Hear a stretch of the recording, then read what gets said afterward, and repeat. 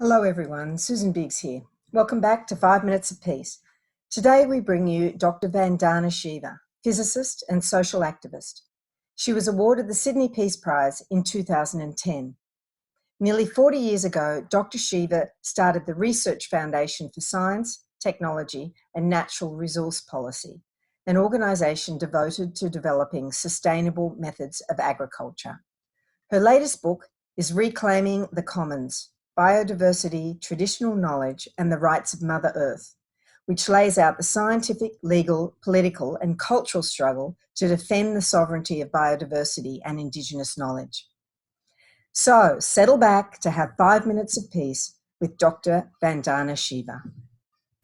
For me, Earth rights have been my inspiration since I started my work in the very, very early days as a volunteer in the Chipko movement. And I've increasingly started to feel, especially in recent years, that the issue of ecological destruction, whether it be climate chaos, whether it be the disappearance of species, whether it be the water crisis, which you face here and we face intensely in India, every dimension of the ecological crisis is, in fact, the leftover ruins of a war against the earth. The biggest war taking place on the planet, which globalization has made truly global. No place is safe, no ecosystem is safe, no communities are safe.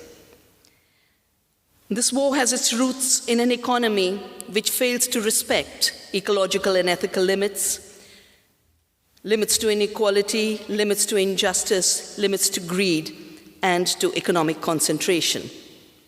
And even though both ecology and economy have their common roots in the word oikos, which means home, our planet, this beautiful Earth, the global corporate economy has declared a permanent war on the very earth that provides all the resources that make the economy run.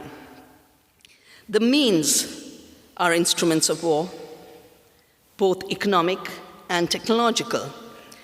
They are weapons of mass destruction being used to kill millions in peacetime by robbing them of their food and water, by poisoning the web of life, by violating the constitutional rights that protect the life of people, their livelihoods, and their human rights. This war also reflects a permanent war in a paradigm and worldview which defines the entire world and all the species as enemy. It's an inevitable next step in an economy based on greed, where a handful of corporations and a handful of powerful countries seek to control the Earth's resources and to transform the planet into a supermarket in which everything is for sale. They want to sell our water, our genes, our cells, our organs, our knowledge, our cultures, and even our future. I believe the war against the Earth begins in the minds of men.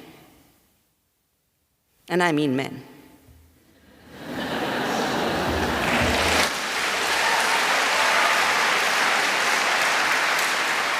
Especially men who control power and capital.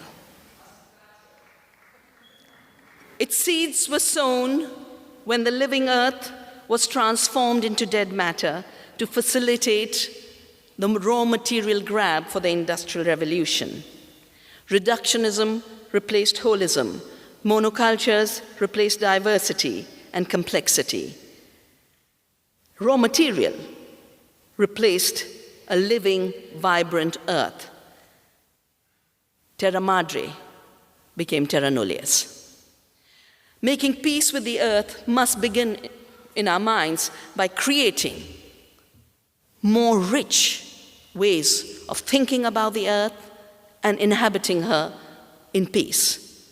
It involves an inclusion of biodiversity of knowledge systems, of the knowledge systems of everyone who has been excluded. And just as much as we need biodiversity of species, we need the diversity of cultures, of languages, of ways of perceiving the world. Defending the rights of Mother Earth is therefore the most important human rights and social justice struggle of our times. It is the broadest peace movement that we can be engaging in. And I would like to thank you with an ancient peace prayer from India. May there be peace with space and the skies, peace with the atmosphere, peace with the waters. May there be peace with the earth. May there be peace with the herbs, the plants, the trees.